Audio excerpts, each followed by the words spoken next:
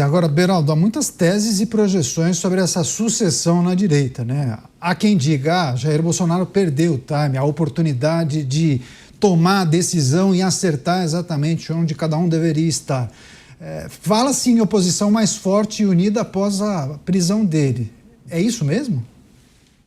Olha, Caniato, difícil a gente imaginar que a longo prazo esse seja o efeito. Por quê? Uma liderança, ela se constitui na presença forte do líder, que, sobretudo no ambiente político, em que há vários interesses que precisam ser equacionados ao redor do Brasil, é a presença do líder que faz com que decisões que, infelizmente, desfavorecem alguns sejam aceitas e que essas pessoas se engajem numa busca de vitória de um determinado projeto. A gente pode lembrar, Caniato, o que acontecia com o PSDB. A gente lembra da época em que havia ali uma briga interna para ver quem seria o candidato a presidente. Aí de um lado era Geraldo Alckmin, do outro a turma de Aécio Neves ou de José Serra. Por fim, eles pareciam que tinham se acertado e escolhiam lá o candidato. Mas aí um começava a trabalhar contra a eleição do outro, porque não queria que o outro ficasse 8 anos na presidência da República, impedindo que ele pudesse ser candidato, né? Aquele que ficou derrotado pudesse ser candidato 4 anos depois. Eles iam se engalfiando, se matando ali nos bastidores. E aí eu conecto isso com o que disse o Dávila, né? O Brasil passa por esses constantes momentos de instabilidade.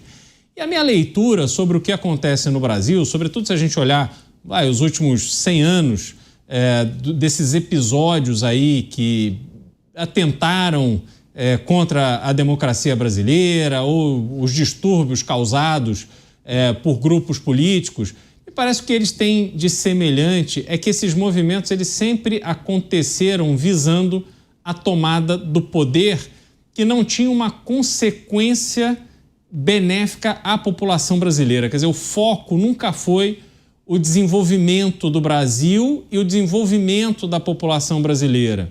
O desenvolvimento do Brasil foi acontecendo à medida que a população brasileira, em grande parte, foi mantida na ignorância. A ignorância no Brasil é uma estratégia, um objetivo político. E isso não permite que o Brasil avance, que o Brasil se consolide como uma democracia madura. Mesmo se nós observarmos o que aconteceu em 1964, o Brasil passava por um momento em que João Goulart era um presidente que estava colocando em prática atos comunistas. Então ele estava estatizando empresas privadas, ele estava tomando terra de pessoas que tinham produções agrícolas, ele estava tomando medidas efetivamente alinhadas com a União Soviética. Então isso é uma questão histórica do momento que o Brasil e o mundo viviam naquele período. O governo militar, ele toma posse depois que João Goulart foge, porque era um covarde. E o projeto inicial de Castelo Branco, do Marechal Castelo Branco, era fazer um governo de transição para que, então, novas eleições fossem chamadas. Só que isso não acontece porque os militares tiram Castelo Branco da presidência da República e mantêm-se na presidência no puro exercício do poder. E isso levou Carlos Lacerda, esse sim um grande democrata, a unir forças com aqueles que eram seus opositores no passado para acabar com o governo militar, porque ele achava que o Brasil tinha que democraticamente, através de eleições, resolver os seus próprios problemas. Então a gente vê que o Brasil vai vivendo esses soluços, esses esforços, mas mesmo quando há ruptura, quando há revolução, nunca existe um propósito legítimo, efetivo e duradouro cujo objetivo seja o desenvolvimento e o amadurecimento da democracia, da população brasileira e, por fim, da democracia brasileira.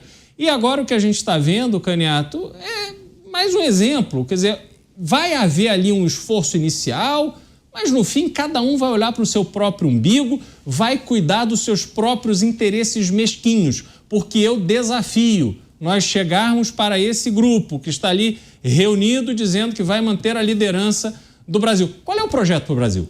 Me explica didaticamente, explica para a população brasileira, para essas pessoas que apoiam e fazem nascer uma direita brasileira agora, qual é o projeto, qual é o próximo passo? Vamos dizer que o candidato de vocês, o Flávio Bolsonaro, ganhando a eleição, vai ser escolhido o candidato, vai ganhar a eleição, o que ele vai fazer no dia 1º de janeiro de 2027? Quais são os atos tomados para a gente resgatar a normalidade institucional brasileira, para resolver os problemas econômicos brasileiros, sair desse fundo do poço em que o Brasil está metido do ponto de vista fiscal, que vai impedir que o próximo presidente tenha dinheiro para pagar as contas mais elementares, essa previdência totalmente falida? O que a gente vai fazer para que novos escândalos não aconteçam? Isso tudo tem que ser debatido, isso é muito mais importante do que é compreensível esse momento de sensibilidade, né? Visualmente é um momento em que você vê o ex-presidente, muita gente ali tem adoração pelo ex-presidente, ele vai para a carceragem da Polícia Federal, isso tudo gera uma comoção.